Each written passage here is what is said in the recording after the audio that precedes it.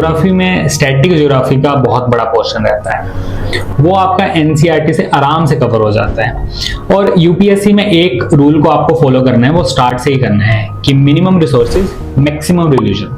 जितने रिसोर्सेज आप कम रखोगे उतना ही आपकी यूपीएससी की प्रिपरेशन में बेनिफिट होगा, क्योंकि आप मार्केट में जाओगे आपको बहुत सारे रिसोर्सेज मिल जाएंगे। एक सब्जेक्ट को पढ़ने के लिए 10-10 बुक्स मिल जाएंगी, बट वो 10 बुक्स एक साल में तो कवर हो नहीं पाएंगी, और उसमें से पेपर आना है नहीं आना है कोई पता नहीं।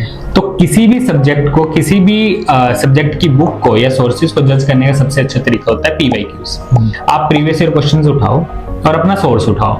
अगर आपने जिस सोर्स से पढ़ा है उससे प्रीवियस ईयर क्वेश्चन सॉल्व हो रहे हैं तो मतलब यूपीएससी वहीं से पूछ रहा है क्वेश्चन। तो मेरा ये मानना है, और जितना मेरे को एक्सपीरियंस है, सारे के सारे जियोग्राफी का क्वेश्चन एनसीईआरटी से सॉल्व हो जाते हैं। थोड़ा सा आपको वर्ड हिस्ट्री के, वर्ड जियोग्राफी के लिए ऑक्सफोर्ड की एटलस